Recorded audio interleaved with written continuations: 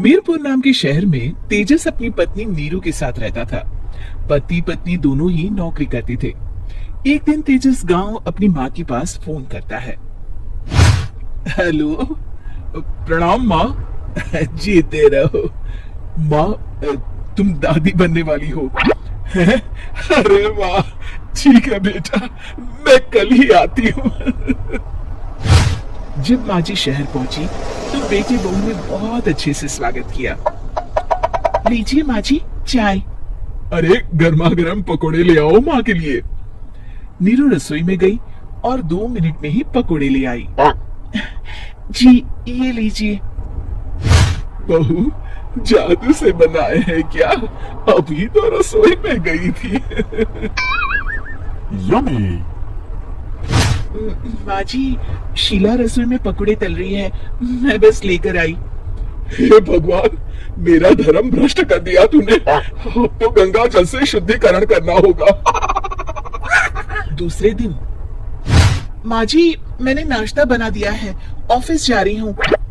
पर अभी तो घर का सारा काम पड़ा है। शीला आती ही होगी, झाड़ू पोछा बर्तन कपड़े वो सब कर लेगी। हमारे जमाने में घर का सारा काम हम ही करते थे।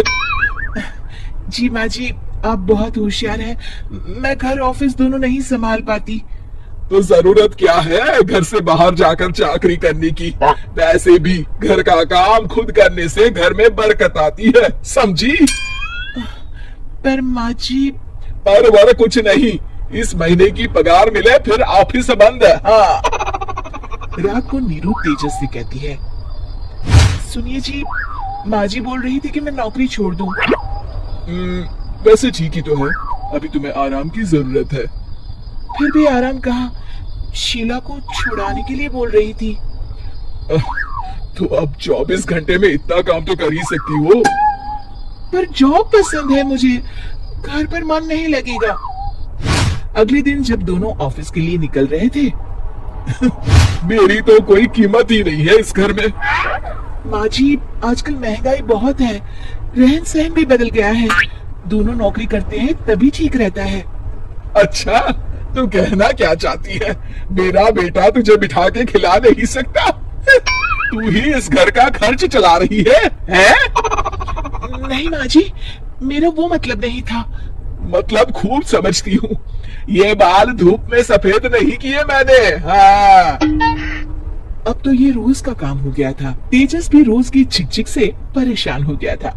एक दिन उसने कहा, नीरू वैसे भी तुम्हें मैटरनिटी लीव मिलने वाली है, तो अभी से ही छुट्टी ले लो। पर क्या, मेरी सैलरी अच्छी खासी है।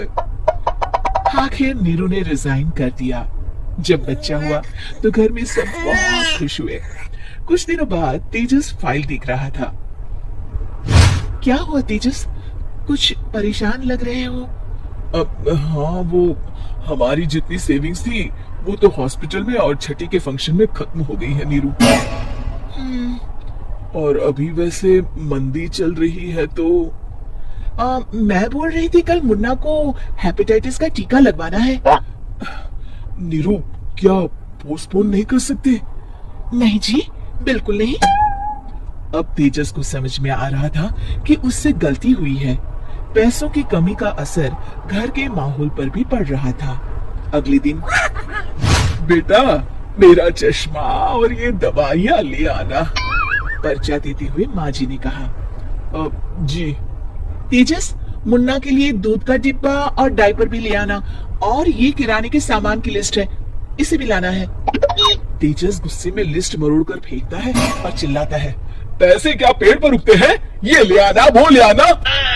अरे पर ये जरूरत का सामान ही है। वो गुस्से में बिना कुछ कहे ऑफिस चला गया। अरे अरे लंच तो ले जाइए। नीरू दौड़कर डिब्बा पकड़ाती है। एक दिन खाना खाने के बाद, नीरू अब तो मुन्ना कुछ बड़ा हो गया, तो अब तुम वापस ज्वाइन कर लो ना जॉब। पर इस रिसेशन में जॉब मिलना बहुत मुश्किल है, ट्राई तो करो। फिर मुन्ना, माँ जी है ना, और एक फुल टाइम मेड भी लगा लेंगे। पर माँ जी उन्हें तो पसंद नहीं।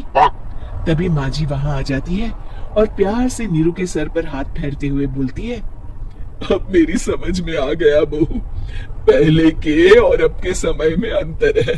तुम काम शुरू करो, मुन्ना की जिम्मेदारी मेरी। मेरी प्यारी माँ जी, ये कहकर नीरू उनके गले लग गई। शिक्षा, परिवर्तन संसार का नियम है, हमें भी समय के साथ चलना चाहिए। उम्मीद है कि आपको हमारी ये कहानी पसंद आई होगी। कृपया हमारे चैनल को सब्सक्राइब करें और सभी अपडेट्स के लिए बेल आइकन जरूर क्लिक करें। और हाँ,